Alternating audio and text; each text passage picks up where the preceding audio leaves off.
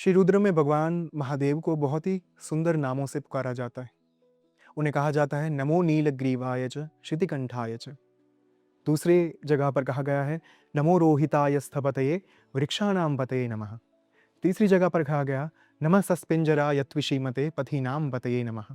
चौथी जगह पर कहा गया नमो हरिकेशायोपवीतिने पुष्टानाम पतये नमः।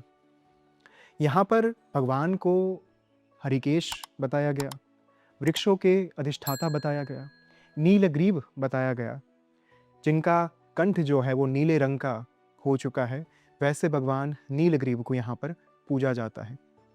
सस्पिंजराय अर्थात जो टेंडर ग्रास के समान, नर्म घास के समान अस्तित्व रखते हैं, वैसे भगवान महादेव की यहाँ पर स्तुति की जा रही है। यदि हम सामान्य दृष्टिकोण से देखें तो ये नाम समझने में हो सकता है थोड़ी सी तकलीफ हो, किंतु जब थोड़ा सा इसे वैज्ञानिक दृष्टिकोण से सोचा जाए तो बहुत ही सुंदर निधियाँ जो हैं वो इन नामों से प्राप्त होती हैं। सबसे पहले कहा गया नीलग्रीव, जिनका कंठ नीले रंग का है। तो जो मूल कथा है वो हम सबको ज्ञात है। समुद्र मंथन होता है जहाँ पर अमृत की प्राप्ति के लिए देव और दानव एक साथ मिलकर समुद्र मंथन की घटना को आकार दे रहे हैं, और उसी के चलते अमृत से पहले प्राप्ति हो जाती है हलाहल विष की। ये जहर इतना भयानक था, खतरनाक था कि कुछ ही क्षणों में समस्त ब्रह्मांड का विनाश कर दे। तो उसके चलते देवादिदेव महादेव को बुलाया जाता है। महादेव आकर उस हलाहल विष को अपने गले में धारण कर लेते हैं, और इसी के कारण उनका जो गला है नीला पड़ जाता है, और उन्हें कहा जाता है नीलकंठ एवं नीलग्रीव, ग्रीव अर्थात कंठ। किंतु जब इस घटना को थोड़ा सा वैज्ञानिक दृष्टिकोण से सोचे तो क्या समुद्र मंथन केवल सतयुग में हुआ था? क्या समुद्र मंथन की घटना वास्तव में महादेव के द्वारा हलाहल विष को धारण करने का संज्ञात्मक स्वरूप दर्शाती है? तो उत्तर है नहीं। समुद्र मंथन केवल एक बार नहीं हुआ था। समुद्र मंथन नित्य प्रतिक्षण हो रहा है। हर क्षण हमारे आसपास समुद्र मंथन की घटना जो है वो आकार ले रही है। कैसे? जब भी हम अपने आसपास वृक्षों को देखते हैं, वृक्ष जो है वो वास्तव में नीलग्रीव है, क्योंकि कार्बन डाइऑक्साइड को अपने भीतर धारण कर हमें प्राणवायु देते हैं, ऑक्सीजन की प्राप्ति कराते हैं, जिससे मनुष्य और समस्त जीव सृष्टि जो है जी पाती है। यदि ये वृक्ष ना हो तो आप सोचिए कैसे संभव होगा जीव सृष्टि का जीना। तो इसी के चलते जो श्री रुद्रम है वहाँ पर भगवान महादेव को वृक्षों के अधिपति की संज्ञा दी जाती है, क्योंकि वृक्ष जो है अपने आप में जहर को अपने भीतर धारण करते हैं। अपने कंठ अर्थात उनका जो ट्रंक होता है वहाँ पर पेड़ अपने भीतर कार्बन डाइऑक्साइड को धारण करके रखता है, और उसकी शाखाओं से, उसके पत्तों से हमें नित्य प्रतिदिन हर क्षण प्राप्ति होती है ऑक्सीजन की, प्राणवायु की, जिसका अर्थ है कि भगवान स्वयं जहर को धारण करते हैं और मनुष्य जगत के लिए, जीव सृष्टि के लिए प्राणवायु समान ऑक्सीजन जो है अमृत के स्वरूप में प्रदान करते हैं। तो इसी कारण से भगवान को वृक्षों के अधिपति की संज्ञा दी गई। नमो रोहिताय स्थपतये वृक्षाणाम पतये नमः। दूसरी जगह पर कहा गया नीलग्रीवाय च शितिकंठाय च। तीसरी जगह पर कहा जाता है नमः सस्पिंजराय त्विषीमते पथिनाम पतये नमः। चौथी जगह पर कहा जाता है नमो हरिकेशायोपवीतिने पुष्टानाम पतये नमः। हरिकेश जो अपने केश में पत्तों को धारण करते हैं।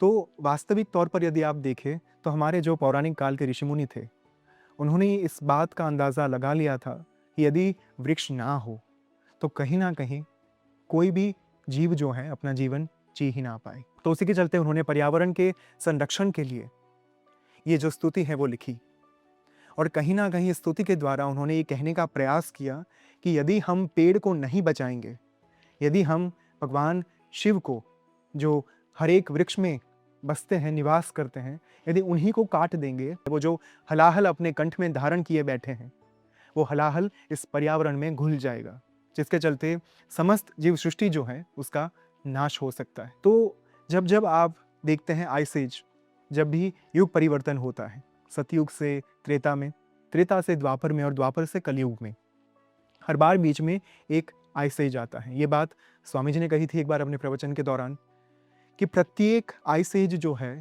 वो उसी समय पर क्यों आता है जहाँ पर हमारे युग के परिवर्तन की बात की गई है।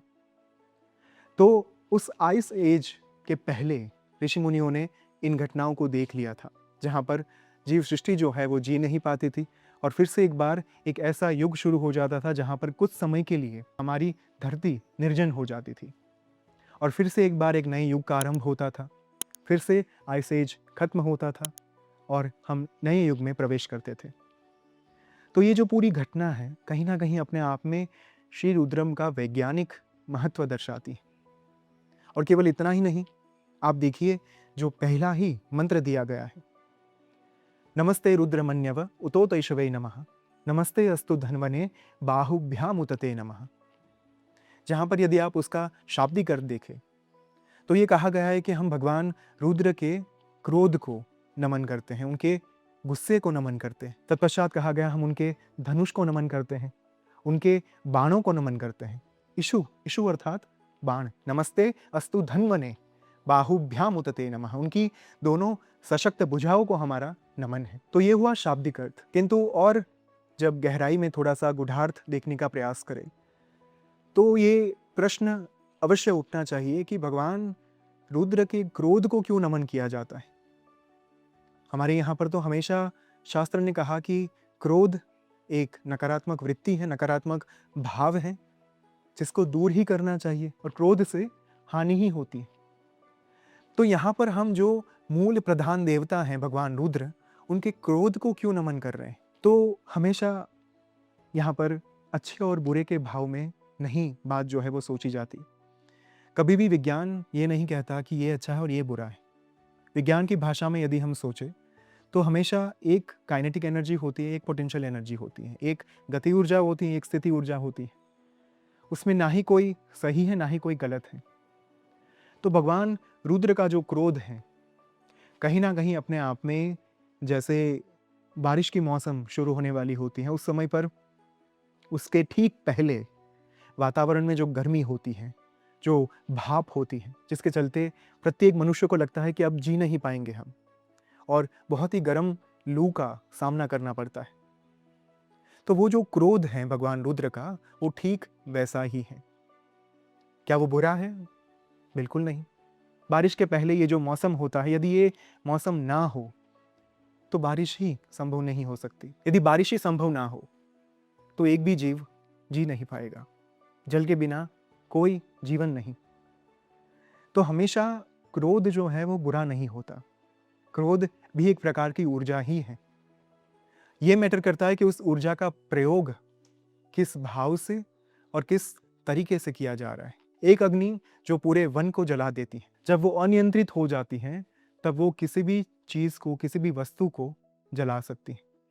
यदि उसे नियंत्रण में लाया जाए, यदि उसके ऊपर थोड़ा सा वैज्ञानिक ढंग से काम किया जाए तो वही अग्नि हमारे जीवन को सुखरूप ढंग से चलाने के लिए, सुविधामयी रूप से चलाने के लिए काम आ सकती है। तो इसी तरीके से क्रोध बुरा नहीं होता। क्रोध को किस तरीके से चैनलाइज किया जाता है, वहां पर सारी घटना जो है आकार लेती है। तो यदि भगवान रुद्र के क्रोध को नमन किया जाता है यहाँ पर, उनके क्रोध की वजह से आप देखिए इतिहास में कितनी बड़ी बड़ी घटनाएं हुई। चाहे वो देवी माँ सती के आत्मविलोपन के बाद भगवान रुद्र का क्रोध हो, जहाँ पर उन्होंने अपनी जटाओं से वीरभद्र और देवी माँ भद्रकाली को प्रकट किया। यदि वो क्रोध ना होता तो कहीं ना कहीं हमें देवी माँ पार्वती की प्राप्ति ना होती। यदि वो क्रोध ना होता तो कहीं ना कहीं तारकासुर जन्म ना लेता। यदि वो क्रोध ना होता तो हो सकता है देवी माँ ललिता का ही प्राकट्य ना हो। यदि वो क्रोध ना हो तो संभव है कि पुनः एक बार देवी माँ पार्वती और भगवान महादेव का मिलन ही ना हो और इस सृष्टि को देवी माँ की प्राप्ति ही ना हो। उस एक क्रोध के चलते, उस एक घटना के चलते, उस एक तांडव के चलते हमारे सनातन धर्म का पूरा जो इतिहास है उसका निर्माण होता है। तो इसी के चलते भगवान रुद्र के क्रोध को भी नमन किया जाता है और सबसे पहले किया जाता है, क्योंकि भगवान रुद्र के क्रोध के कारण असंख्य घटनाएं जो हैं अपने आप में बहुत ही भिन्न रूप से आकार धारण कर लेती। उसके बाद कहा जाता है कि आपके धनुष को नमन है, आपके बाणों को नमन है। तो जब बारिश की मौसम शुरू होने वाली होती है उस समय पर जैसे बारिश की बूंदें उस गर्मी को भेद कर ज़मीन का स्पर्श करती हैं, वैसे ही ये जो तीर हैं धनुष से निकल कर उसका जो उद्देश्य है उसे साझा करती हैं। तो जब तीर की बात हो रही है, जहाँ पर धनुष की बात हो रही है, यहाँ पर भगवान के क्रोध रूपी अग्निबाण के बारे में दर्शाया जा रहा है। भगवान ने मन्मथ को जलाया, भगवान के तीसरे नेत्र से अग्नि का प्राकट्य होता है और कामदेव भस्मीभूत हो जाते हैं। ये जो समग्र कथा हमारे शास्त्रों में बताई जाती है वो अपने आप में काम पर नियंत्रण प्राप्त करने की घटना को दर्शाती है। तो इसी कारण से भगवान को विभिन्न नामों से यहाँ पर पुकारा जाता है। तो हमेशा जब हम शास्त्रों को देखते हैं या फिर रुद्रम जैसी स्तुतियों को देखते हैं, उनके शाब्दिक अर्थ को ढूंढने की बजाय हमें प्रयास करना चाहिए कि उसका गूढ़ार्थ क्या है। तो ये जो कमेंट्री थी ये मैंने पढ़ी थी एक बहुत ही सुंदर पुस्तक द मैथमेटिक्स ऑफ मोक्षा से, जो लिखी है पद्मावती चिल्माकुरी ने। ये समग्र कथा कहने का भावार्थ, इसका मूल उद्देश्य ये था कि हम थोड़ा सा श्री रुद्रम की स्तुति को और गहराई से समझ पाएं। आने वाले दिनों में होने जा रही अतिरुद्रम साधना में हम ऐसे ही कुछ गूढ़ अर्थों को समझने का प्रयास करेंगे श्री रुद्रम की स्तुति से। और हमेशा से ये बात मानी जाती है, स्वामी जी ने भी अपने प्रवचन में ये बात बहुत बार कही है कि श्री विद्या साधना से पहले भगवान रुद्र की साधना की जाती है श्री रुद्रम के माध्यम से।